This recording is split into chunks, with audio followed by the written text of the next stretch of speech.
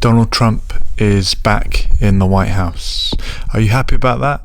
Were you celebrating? Did you watch the inauguration? I actually didn't watch it. I saw a few clips later on.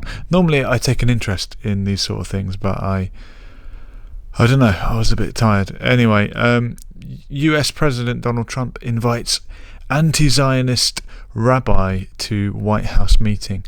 This is from ynetnews.com, an Israeli newspaper. US President-elect Donald Trump has invited Rabbi Aaron Teitelbaum, the anti-Zionist leader of the Satmar Hasidic community, to a meeting at the White House as recognition of his support during the election, Trump's campaign announced on Friday. So, during his election, Donald Trump was supported by an anti-Zionist rabbi. So, Zionism, the movement for a Jewish homeland in historical Palestine, and supporters of Israel, modern day state of Israel, would probably describe themselves as Zionists. And people who are against that, or who are against what that state has been doing over the years, might describe themselves as anti-Zionist. Don't want to get bogged down in definition, but just to put you in the picture of what we're talking about here, we're talking about a Jewish rabbi, holy man,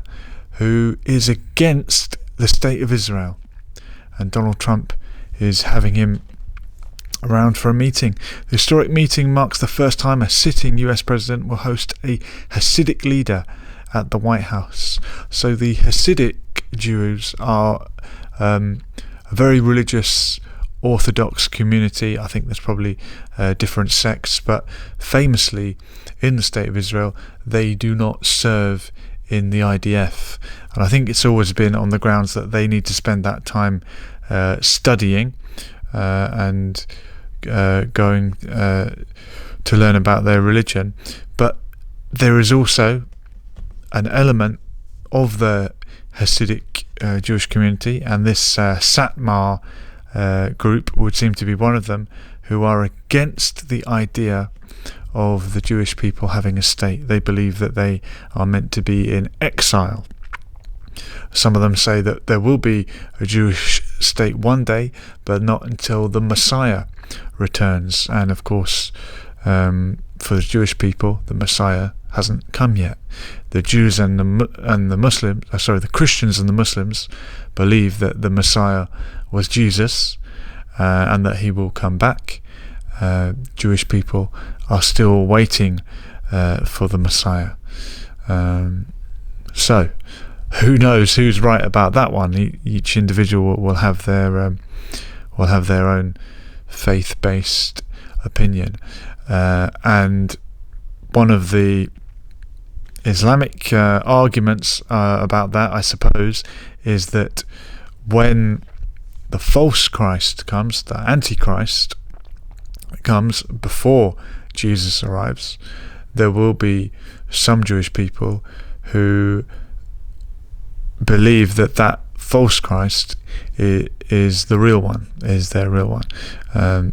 But of course there might be Muslims or Christians that also are deceived by the deceiver. The Antichrist is a deceiver, isn't he? And this word anti, it doesn't mean against Christ, it means false Christ, someone who's going to come and impersonate the Christ or the Messiah. Christ being the Greek translation of the Hebrew word Messiah, which means the anointed one, or Masih in Arabic. Same word, same meaning. So God knows best who will follow who, if and when any of that happens. But for now, we've got these group of anti-Zionist Jews who've spoke out. The Satmar sect, known for its opposition to secular Zionism and the State of Israel, and has regularly participated in pro-Palestinian demonstrations in New York since October the 7th.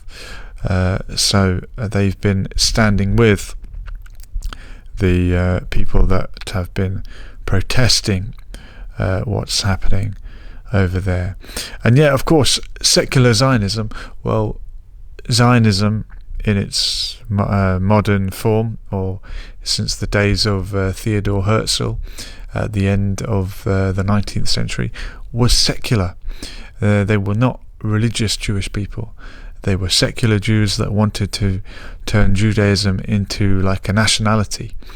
And in the time when the ethno-state was kind of being born, and empires were being carved up, and nation states were being drawn out on the lines of ethnicity, the Zionist movement thought, that's a good idea, let's have that idea for Jewish people.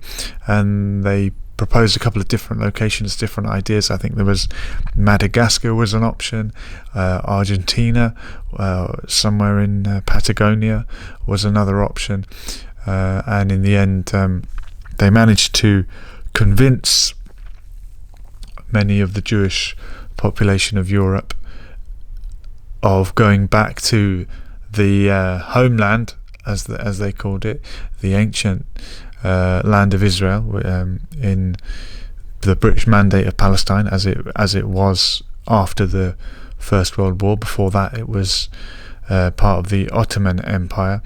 But they used a religious idea to convince non-religious people to go and live there, which is pretty strange. I can't remember who came up with the quote, but they said that the Zionists didn't believe in God, but they definitely believed that God had given them the land of Palestine. So these religious believers that Trump is meeting with, they consider the Jewish people to be in exile at God's will, that they shouldn't be back in that land. And I know that Sheikh Imran Hussein interprets a verse in the Quran about a city where the Jewish people are banished from until the time that Juj and Majuj, Gog and Magog, will come out.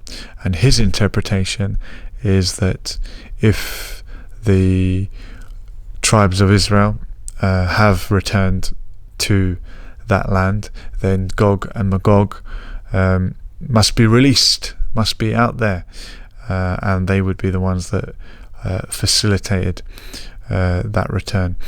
But it's going to be a very interesting 4 years. Let me know what you make of this meeting between Trump and the Anti-Zionist Rabbi, and how do we see that in the context of what's happened this week, where Trump took some kind of credit for getting a ceasefire over the line, a ceasefire that Joe Biden couldn't or wouldn't in all that time when it was going on.